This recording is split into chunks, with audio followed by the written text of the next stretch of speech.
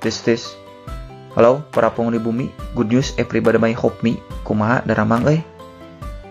Kali ini saya akan menceritakan alur cerita dari film Korea yang berjudul The Bossy Girl. Balelo jadah macana game ini hese. Film ini menceritakan tentang seorang mahasiswa jurusan teknik yang tidak pernah pacaran selama 9.888 hari.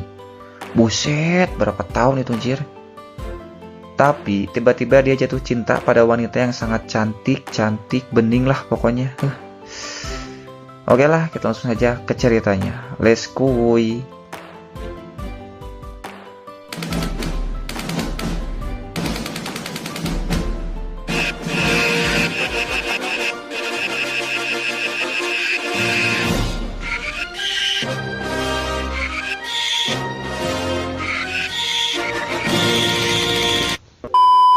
Film diawali dengan seorang mahasiswa yang sedang menaiki skuter bernama Wiso.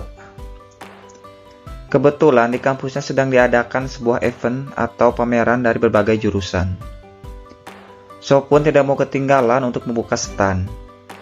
Karena So adalah jurusan teknik, jadi dia membuka stand pameran robot dan alat-alat teknik lain bersama dua orang temannya.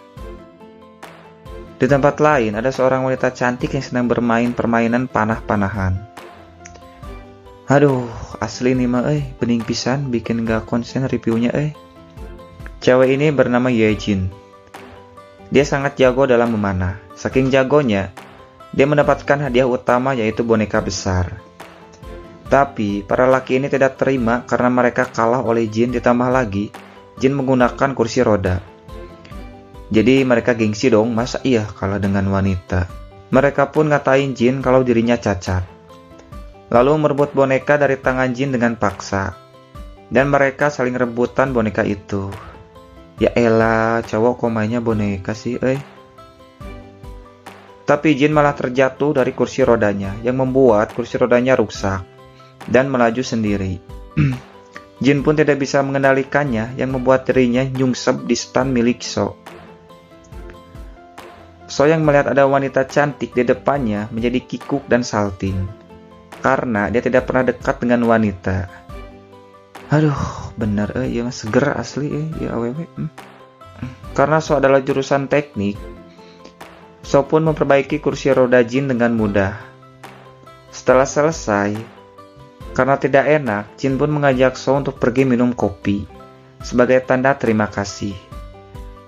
Tapi dengan polosnya, So bilang bahwa dia tidak bisa minum kopi kalau belum makan dulu.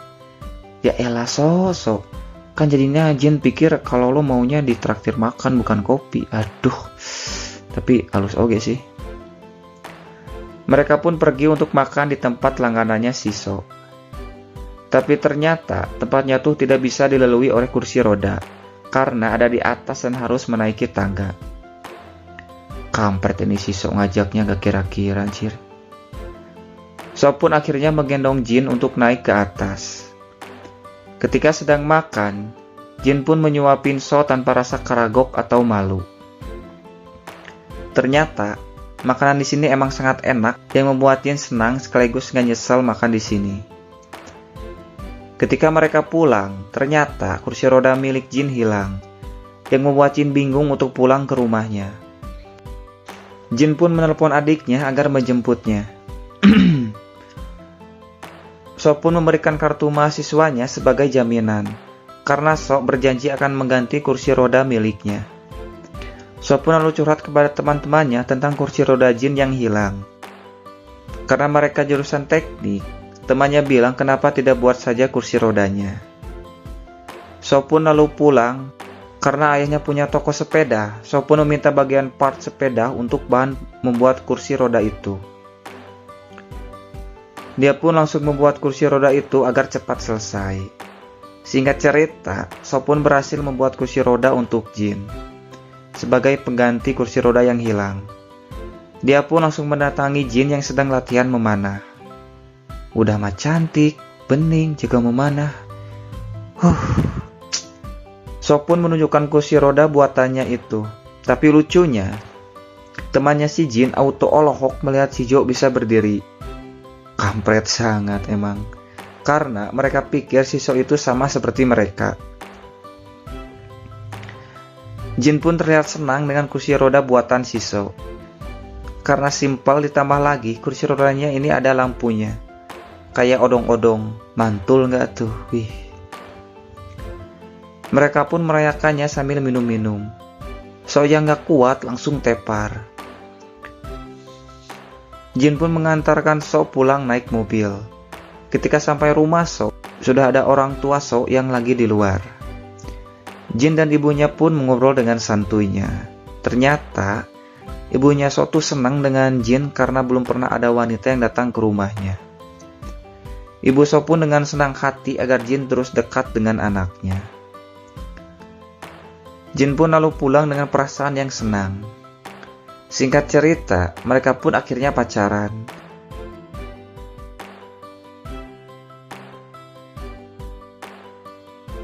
Pergi ke kampus bareng,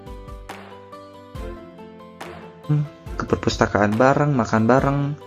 Pokoknya kemana-mana mereka bareng lah, kecuali ke toilet cuy. Mereka sangat bahagia banget lah serasa bumi ini milik mereka berdua. Pada malam harinya, ayah Jin bilang akan menjodohkan Jin dan menikahkannya. Tapi Jin marah dan kecewa pada ayahnya karena Jin merasa kalau dirinya dibuang oleh sang ayah, agar ayahnya tidak punya beban lagi. Karena sebelumnya adik Jin mendapatkan beasiswa ke luar negeri. Tapi ayahnya melarang untuk pergi karena tidak ada yang mengurus Jin. Karena So ingin sekali ngajak Jin jalan-jalan, So pun berlatih naik mobil. Tapi faktanya, So punya trauma pakai mobil karena kejadian di masa lalunya. Tapi teman-temannya terus membantu agar So tidak trauma lagi. Akhirnya, So pun bisa menghilangkan traumanya itu. Dan mengajak Jin untuk pergi jalan-jalan pakai mobil yang sederhana. Walaupun sederhana, nu penting gableg aing mah tah kitu merenang. Jin pun merasa senang karena akhirnya So bisa menghilangkan rasa traumanya itu. Tapi tiba-tiba ketika di jalan, trauma So kembali kambuh lagi. Dia tidak bisa mengendalikan mobil karena takut dan panik. Lalu menabrak pembatas jalan. So pun langsung dibawa ke rumah sakit. Jin sangat khawatir dengan keadaan bebe So. Lalu, ibunya So menenangkan Jin agar tetap tenang. Tiba-tiba, ayah Jin datang dan bilang untuk tidak pacaran dengan pria yang cacat mental. Mending kamu menikah dengan pria pilihan ayah yang lebih baik dan sempurna. Jin pun langsung pergi dan So melihatnya, sekaligus mendengar perkataan si ayah. Besoknya, Jin sedang berlatih untuk kejuaraan memanah. Tapi Jin terlihat tidak fokus. Lalu datang sahabatnya untuk menenangkan Jin. Dia bilang agar tetap semangat dan jangan mudah menyerah begitu saja. Jin pun merasa sedikit lebih tenang. Nah, pentingnya punya sahabat yang baik tuh kayak gini cuy. Selalu ada di saat temannya sedang down. Good job. Jin pun menghabiskan hari-harinya dengan bermain biola, olahraga, dan yang lainnya. Sedangkan So setiap harinya hanya murung saja sendirian, sambil membayangin Jin lewat alat VR miliknya, karena teringat dengan perkataan ayahnya Jin. Tapi untungnya So punya sahabat yang sangat peduli dengannya, dan sahabatnya tidak tega melihat So terus murung. Mereka pun masuk dengan mencongkel pintu untuk membawa So bertemu dengan Jin.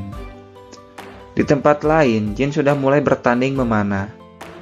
Tapi Jin sangat tidak fokus bertanding, semua tembakannya meleset. Tiba-tiba, So datang memberikan semangat pada pacarnya ini. Jin pun seketika langsung semangat dan juga berhasil memenangkan pertandingan ini. Dan dia pun terpilih untuk mewakili Korea di ajang internasional. Adiknya pun diizinkan untuk kuliah di luar negeri. Film pun diakhiri dengan So dan Jin bersama sahabatnya pergi makan-makan di tempat biasa langganannya si So. Dan film pun tamat cuy. Endingnya sangat bahagia sekali ini film. Ya, mudah-mudahan saja film ini bisa menginspirasi kita. Kalau cinta itu harus benar-benar tulus dan menerima apa adanya. Tapi ini ceweknya terlalu cantik dan mulus Mana mungkin coba ada yang nolaknya. Iya. Oke lah, kalau kalian suka dengan videonya, jangan lupa di subrek, Terima kasih, ciao.